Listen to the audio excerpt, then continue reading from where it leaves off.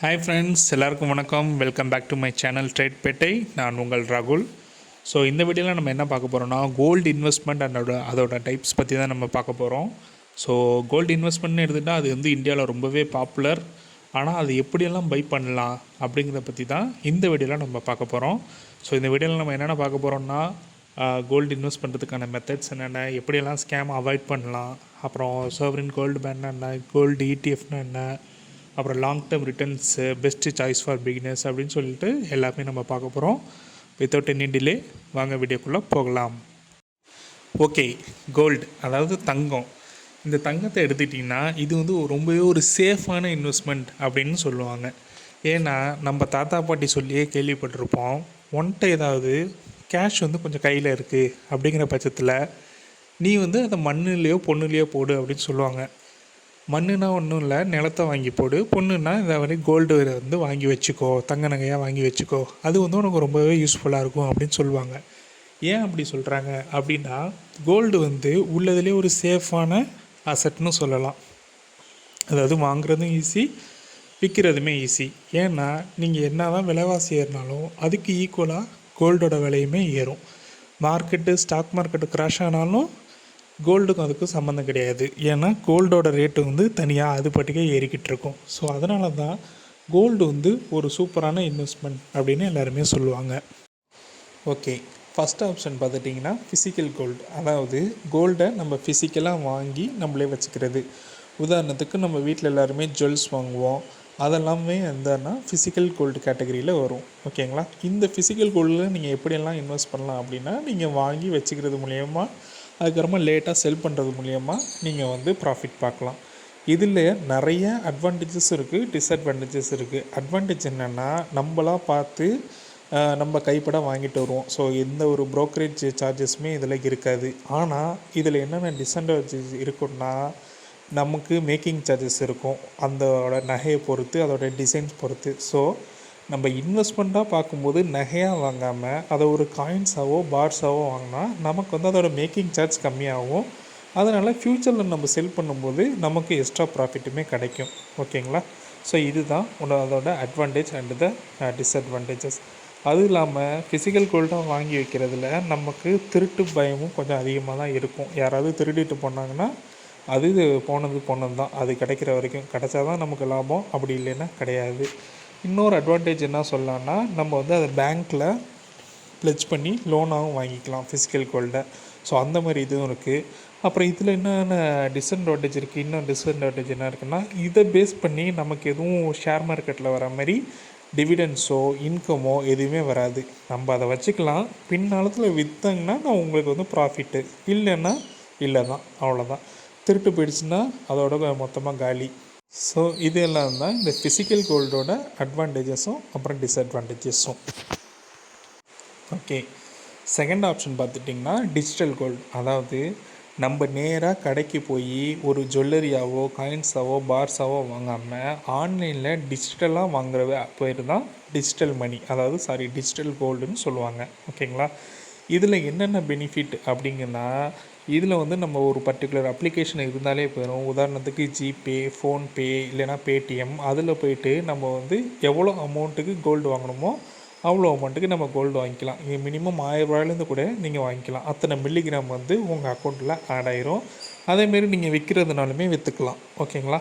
ஆனால் இதெல்லாம் தான் அட்வான்டேஜ். இதில் வந்து உங்களுக்கு ஒரு திருட்டு பயமோ எதுவுமே கிடையாது. ஆனால் இதில் என்னென்ன டிஸ்அட்வான்டேஜஸ் இருக்குன்னா, உங்களுக்கு ஒரு 5+ இயரை ஹோல்டு பண்ணுறீங்க அப்படிங்கிறதுக்கு 5+ இயர் நான் வந்து இதை ஹோல்டு பண்ணுவேன் அப்படின்னா, இது வந்து உங்களுக்கு ஒரு பாதுகாப்பானது இல்லைன்னு தான் சொல்லணும். ஏன்னா இந்த டிஜிட்டல் கோல்டு எதுவுமே செபி அண்டரில் வராது. ஓகேங்களா? அதனால் அவங்களோட ரூல்ஸ் அண்ட் ரெகுலேஷன் எப்படி வேணாலும் மாறும்.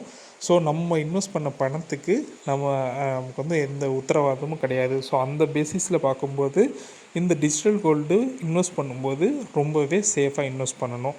அதுவும் இல்லாமல் இதில் சார்ஜஸும் அப்புறம் ஸ்டோரேஜ் சார்ஜஸும் இருக்கும், அதுவுமே கொஞ்சம் அதிகமாக தான் இருக்கும். அதனால் இந்த டிஜிட்டல் கோல்டு உங்களுக்கு ஒரு மினிமம் இதில் ரிட்டர்ன்ஸ் தரணும், மினிமம் டேஸில் ரிட்டர்ன்ஸ் தரணுங்கிற பட்சத்தில் மினிமம் அமௌண்ட் இதில் இன்வெஸ்ட் பண்ணலாம்.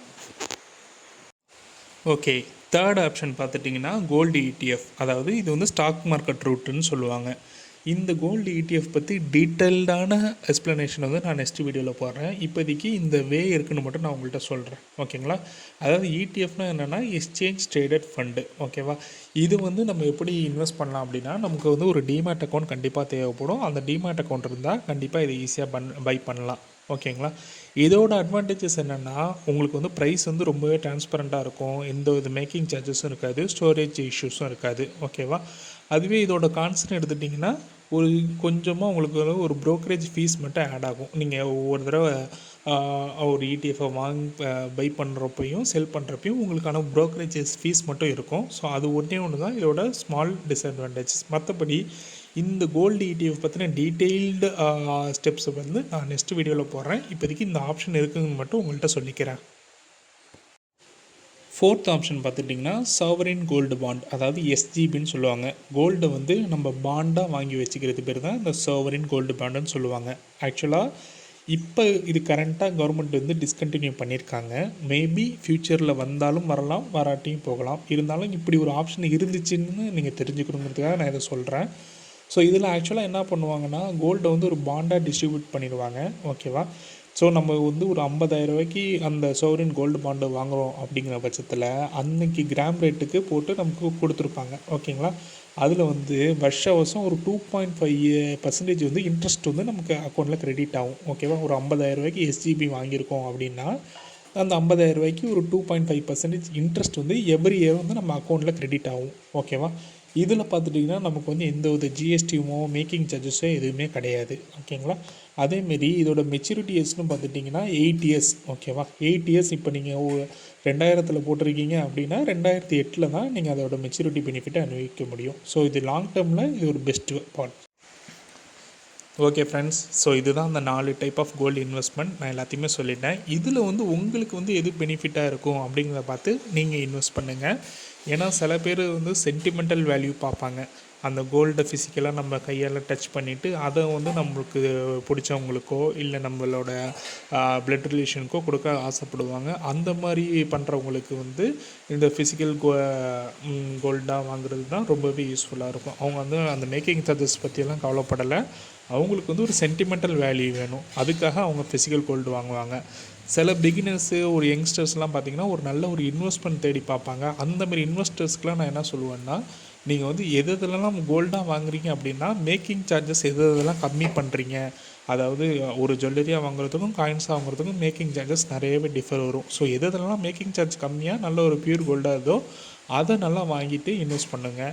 அது வந்து ஃபிசிக்கலாக வாங்கினாலும் சரி, டிஜிட்டல் கோல்டாக இருந்தாலும் சரி, எதுவாக இருந்தாலும் அதோட டேர்ம்ஸ் அண்ட் கண்டிஷன்ஸ் பார்த்துட்டு நீங்கள் வாங்கி அதுக்கப்புறமா ஒரு லாங் டேர்மில் ஹோல்டு பண்ணி விற்றிங்கன்னா உங்களுக்கு நல்லாவே ஒரு ப்ராஃபிட் கிடைக்கும். ஓகேங்களா? ஓகே ஃப்ரெண்ட்ஸ், இன்றைக்கான வீடியோ முடிஞ்சிருச்சு. இந்த வீடியோ உங்களுக்கு கண்டிப்பாக ஒரு யூஸ்ஃபுல்லாக இருக்கும்னு நம்புகிறேன். ஸோ உங்களுக்கு யூஸ்ஃபுல்லாக இருக்கிற மாதிரி நீங்கள் நினச்சிங்கன்னா லைக் பண்ணுங்கள், கமெண்ட் பண்ணுங்கள், அதுமாரி உங்கள் ஃப்ரெண்ட்ஸுக்கும் ஷேர் பண்ணுங்கள். நம்ம மீண்டும் அடுத்த வீடியோவில் சந்திப்போம். ஒரே ஒரு விஷயம் என்னென்னா, கோல்டு இன்வெஸ்ட்மெண்ட் ரொம்ப சிம்பிள், ஆனால் அது கரெக்டான மெத்தடில் பண்ணால் தான் நமக்கு வந்து profit. Okay, so see you on next video. Bye.